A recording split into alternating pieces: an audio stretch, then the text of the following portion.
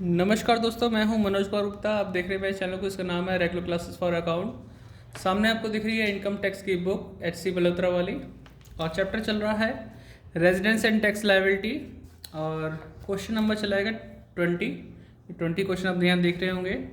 और मैं आपसे कहना चाहूँगा कि आप कोशिश कीजिए कि जो मेरी पुरानी प्लेलिस्ट है वहाँ से देख के आप सारे क्वेश्चन कर लें। ज़्यादा इंतजार में ना रहा है कि वीडियो पर्टिकुलर है कि क्वेश्चन क्या आएगी, तो क्योंकि टाइम अब बहुत कम बचा है। तो मैं अब कल से जो स्टार्ट कराऊंगा वो कराऊंगा कैपिटल गेन चैप्टर। आज ऐसे टाइम था तो 20 क्वेश्चन मैं यहाँ करा देता हूँ। उसके जैसा ही 21 क्वेश्चन होगा। आप चाहे तो खुद से ट्राई करके देख लें या फिर पुरानी प्लेलिस्ट में जो क्वेश्चन है उसके हिसाब से।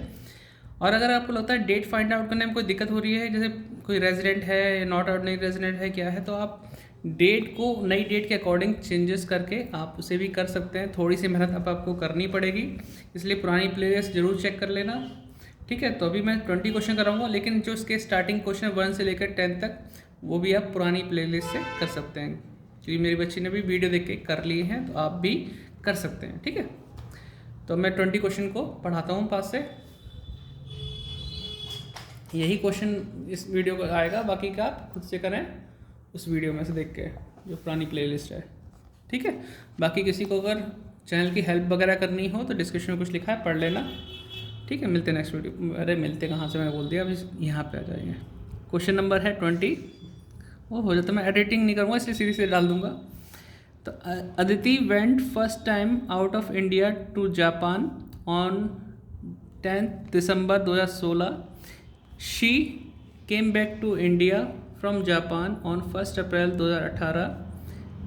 On 15th October 2020, she went to America and come back to India on 1st April 2021.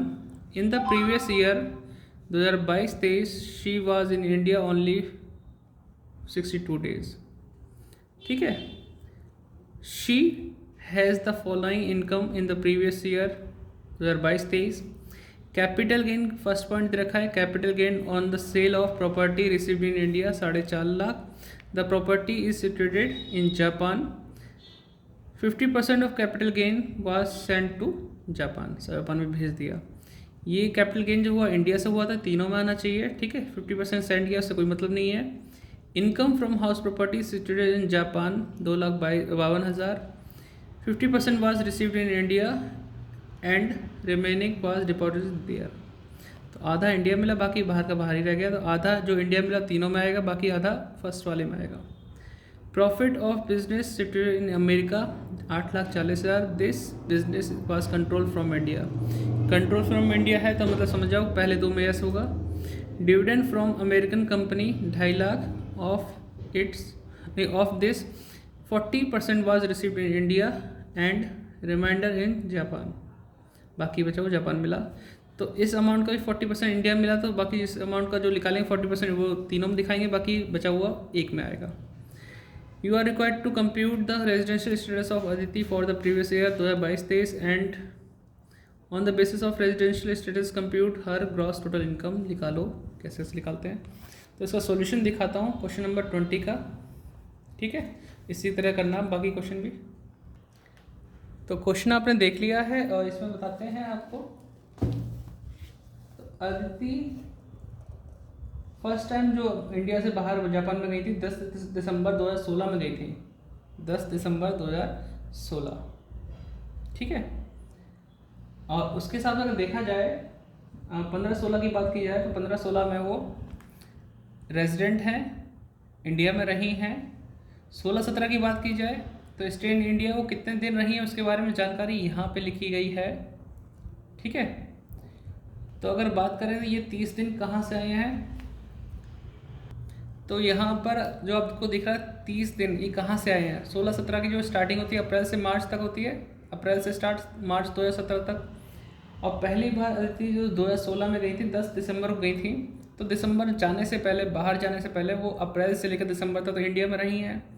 तो अगर दिन गिनेंगे तो अप्रैल में 30, मई में 31, जून में 30, ठीक है, जुलाई में 31, अगस्त में 31, सितंबर में 30, अक्टूबर में 31, नवंबर में 30 और दिसंबर के 10।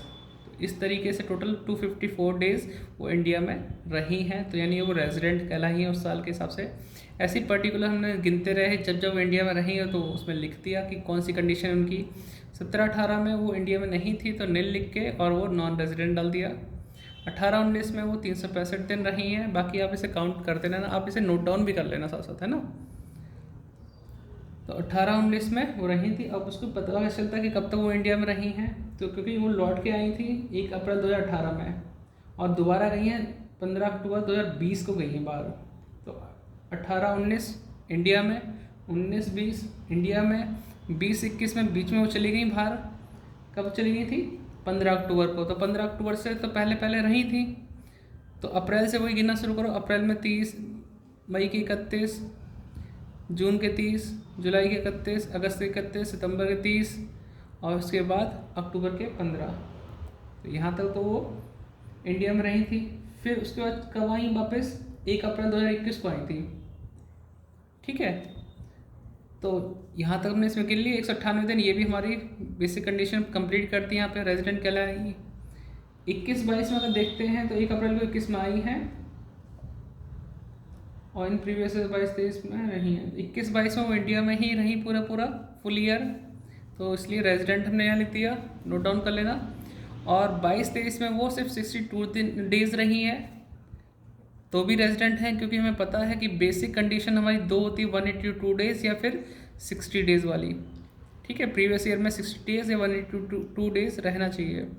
तो इन्होंने 60 डेज़ वाली कंप्लीट की है। 62 डेज़ रहकर तो हमें प्रीवियस 4 साल के अंदर देखना पड़ेगा। 4 सालों में, प्रीवियस ईयर से पहले के 4 सालों में 365 दिन कंप्लीट होना चाहिए, जिससे कि हमारी एक बेसिक कंडीशन कंप्लीट हो जाए। और बात करें कि 10 साल में 2 साल और 730 दिन 7 साल के अंदर वो भी इसमें कंप्लीट हो जाएंगी सारी। तो लिखने का तरीका क्या है? During the previous year 22-23 she was in India for more than 60 days and during the 4 year preceding the previous year she was in India for more than 365 days। मतलब 4 साल में 365 दिन रही हैं। Hence she is resident in India for the she fulfills the both the addition condition, hence she is ordinary resident in India for the previous year 22-23। Ordinary resident है। ठीक है, solution में हमें सिर्फ एक कॉलम बनाना चाहिए ऑर्डनरी रेजिडेंट का। हमने बनाए हैं तीनों, जिससे कि प्रैक्टिस के तौर पे, बाकी पेपर में आप एक ही कॉलम बना के आओगे। यहाँ लिखा था कैपिटल गेन, दिख रहा है ना? Capital gain on the sale of property received in India 4.5 lakh. The property is situated in Japan. 50% gain was send to Japan. Gain send to Japan का कोई मतलब नहीं बाहर का। कैसा मैटर था इसमें कि प्रॉपर्टी इंडिया में थी, इंडिया में ही सब कुछ हुआ इसका सेल वगैरह। तो इंडिया की प्रॉपर्टी पे तो हम तीनों में दिखाते हैं, लेकिन 50% सेंड किया जापान में, उसका कोई मैटर नहीं बनेगा। सिर्फ 4.5 लाख, 4.5 लाख तीनों में आनी चाहिए और आ जाएगी। फिलहाल फोकस हमारा इस पर रहेगा क्योंकि एक ही पूछा है। आप इसे वीडियो पॉज करके नोट डाउन कर लेना, है ना। मैं पेज पलटता हूँ। क्वेश्चन देखो बच्चे ने सारे कर लिए हैं। आप लोग थोड़ी मेहनत करो और मेहनत का फल मिल जाएगा। थोड़ी मेहनत कैसे? पुरानी प्लेलिस्ट देख के। Income from house property situated in Japan 2,52,000, 50% received in India, बाकी remaining was deposited there in bank. तो 252 लाख था, यानी 2,52,000 था, तो उसका आधा तीनों में आ गया, बाकी आधा एक जगह रह गया। ठीक है। Profit of a business situated in America 8,40,000, this was control from India, तो पहले 2 में आएगा। ठीक है। फिर आगे लिखा है dividend from American company 2.5 lakh, of this 40% was received in India, remaining in Japan. तो मतलब 2.5 लाख का 40% इंडिया में रिसीव हुआ, 1 लाख बनता, तीनों में आ गया। बाकी 1.5 लाख जो बचा वो एक में ही आएगा, बाहर का बाहर रह गया, यहाँ खाली रहेगा। बाकी हम टोटल कर लेंगे, हमारा आंसर सेम आएगा, ये वाला आंसर मैच करेगा। ठीक है। बाकी मैंने पुरानी प्लेलिस्ट में सारे क्वेश्चन करा रखे हैं, तो इसका मतलब है आप उससे समझ के अपनी डेट एडजस्ट करके कर सकते हो। 1 से लेकर 9 तक क्वेश्चन भी आप वहीं से कर लेना। ठीक है। मेहनत कर लो, ज़रूरी है। अभी मेहनत नहीं कर पाओगे तो आगे कैसे कर पाओगे? तो अब आगे जो वीडियो मिलेंगे आपको, मिलेंगी वो कैपिटल गेन की, यही एक लास्ट वीडियो बनाई है इसकी, क्योंकि टॉपिक तो मेन हो गए हमारे 15 नंबर वाले क्वेश्चन सारे। 3 नंबर वाले जो क्वेश्चन है 1 से लेकर 10 तक वो आप वीडियोस देख के कर सकते हैं। बहुत इजीली तरीके से बताया गया है। और किसी को अगर दिक्कत होती है तो एग्जाम्पल नंबर 2 से लेकर 5 तक के वो तैयार कर लेना, बिल्कुल प्रैक्टिस अच्छी हो जाएगी। ठीक है, मिलते हैं नेक्स्ट वीडियो में। Bye bye. ख्याल रखिए अपना, पढ़ाई करते रहिए और मेहनत करिए। बिना मेहनत के कुछ नहीं मिलता, फ्री फंड का तो भूल ही जाइए।